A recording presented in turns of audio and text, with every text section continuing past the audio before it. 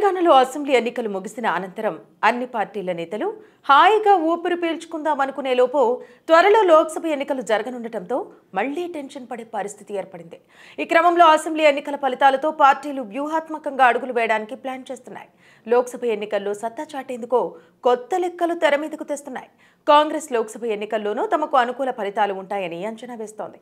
BRS తిరిగి పుంజుకునేందుకు ప్రణాళికలు సిద్ధం చేస్తోంది. ఇదే సమయంలో బీజేపీ తెలంగాణ కేంద్రంగా కీలక నిర్ణయాలతో ముందుకు వెళుతోంది. 2019 ఎన్నికల్లో బీజేపీ తెలంగాణలో 4 సీట్లు గెలిచింది.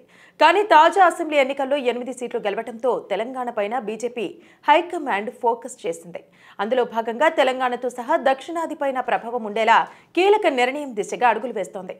నేరుగా ప్రధాని మోదీని తెలంగాణ నుంచి లోక్సభకు పోటీ చేయాలని కోరింది. నరేంద్ర మోదీ మల్కాజ్గిరి లోక్సభ స్థానం నుంచి పోటీ చేస్తారని, అందుకు సూత్రప్రాయంగా అంగీకారం కుదిరిందని బీజేపీ నేతలు చెబుతున్నారు. ప్రధాని మోదీ పోటీ చేయడం ద్వారా తెలంగాణ వ్యాప్తంగా మాత్రమే కాకుండా దక్షిణాది రాష్ట్రాల్లో కూడా ఆ ప్రభావం ఉంటుందని పార్టీ నేతలు అంచనా వేస్తున్నారు. గతంలో తమిళనాడు నుంచి ప్రధాని పోటీ చేస్తారని ప్రచారం సాగింది. కానీ అధికారికంగా నిర్ణయం తీసుకోలేదు. తెలంగాణ అసెంబ్లీ ఎన్నికల సమయంలోనూ ప్రధాని మోదీ పలుమార్లు ప్రచారానికి వచ్చారు. దక్షిణాదిలో ఇప్పుడు బీజేపీ ఏ రాష్ట్రంలోనూ అధికారంలో లేదు. దీంతో తెలంగాణలో ప్రస్తుత సమీకరణాలు కలిసి వస్తాయని అంచనా వేస్తున్నారు. మల్కాజ్గిరిని మినీ ఇండియాగా భావిస్తారు. అన్ని రాష్ట్రాల ప్రజలు ఇక్కడ ఓటర్లుగా ఉన్నారు. 2019 ఎన్నికల్లో ఇక్కడి నుంచి ప్రస్తుత సీఎం రేవంత్ ఎంపీగా గెలుపొందారు. తెలంగాణలో ఖమ్మం, నల్గొండ, మహబూబాబాద్, భువనగిరి పార్లమెంటు నియోజకవర్గాలు మినహాయిస్తే మిగతా 13 నియోజకవర్గాలపై బీజేపీ ఫోకస్ చేసింది. బీఆర్ఎస్ను లేకుండా ప్రత్యామ్నాయ పార్టీగా ఎదిగేందుకు బిగ్ స్కెచ్తో బీజేపీ నేతలు అడుగులు వేస్తున్నారు.